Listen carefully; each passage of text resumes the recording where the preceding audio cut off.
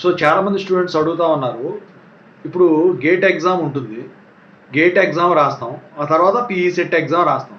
ఒకవేళ GATE exam రాయకపోతే PE CET exams రాయటానికి ఉండదా అని చెప్పేసి చాలామంది అడుగుతూ ఉన్నారు. ఇప్పుడు దీని గురించి చెప్పబోతున్నాను. ముందుగా అయితే ఇంతవరకు ఈ ఛానల్ సబ్స్క్రైబ్ చేసుకున్నాడు సబ్స్క్రైబ్ చేసుకుని వీడియో లైక్ చేయండి, షేర్ చేయండి. మీకు ఏమైనా డౌట్స్ ఉంటే కాల్ మీ 4 ఐడీస్ వచ్చేసరికి డిస్క్రిప్షన్లో ఉన్న టెలిగ్రామ్, వాట్సాప్, ఇన్స్టాగ్రామ్ గ్రూప్లో షేర్ చేసి ఆ గ్రూప్స్లో జాయిన్ అయ్యి ఖచ్చితంగా అయితే కాల్ చేయండి. Software course work support channel కూడా సబ్స్క్రైబ్ చేసుకుని మీకు ఉపయోగపడుతుంది. ఇక టాపిక్లో వెళ్తే ఏంటంటే, మీరు గేట్ ఎగ్జామ్ రాసి ఉన్నట్టయితే పీజీ సెట్ ఎగ్జామ్ కూడా రాయొచ్చు. కాకపోతే గేట్కి దీనికి వ్యత్యాసం ఏంటంటే, గేట్కి వచ్చేసరికి ఒకసారి అప్లై చేస్తే సరిపోతుంది ఏదైనా ఒక కోర్స్కి.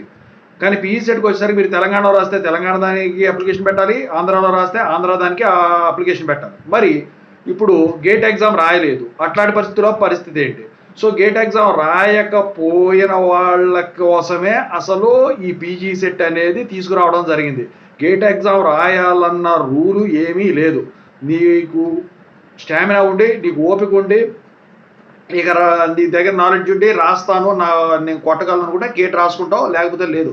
గవర్నమెంట్ జాబ్స్ కావాలన్నా సెంట్రల్ గవర్నమెంట్ జాబ్స్ గేట్ రాస్తావు, అది నీ ఇష్టం. నాకు వద్దు, నాకు లోకల్ చాలు, ఎంటెక్ మాత్రమే చేసుకోవాలి, ఎంఫార్మసీ మాత్రమే చేసుకోవాలనుకుంటే పీఈ సెట్కి వెళ్తావు. అంతేగాని గేట్ ఎగ్జామ్ రాస్తేనే పీఈ సెట్ ఎగ్జామ్ రాయాలి, గేట్ ఎగ్జామ్ రాయకుండా పీఈ సెట్ ఎగ్జామ్ రాయటానికి ఉండదు అన్న రూల్ అయితే ఏమీ లేదండి.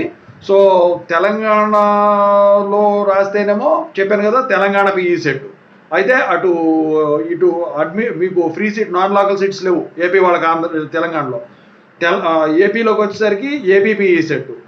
సో ఇక తెలంగాణ వాళ్ళకి వచ్చేసరికి ఇటు నాన్ లోకల్ ఉండవు. ఎందుకంటే ఇటు కట్ అయిందంటే అటు కట్ అవుద్ది, అటు కట్ అయిందంటే ఇటు కట్ అవుద్ది.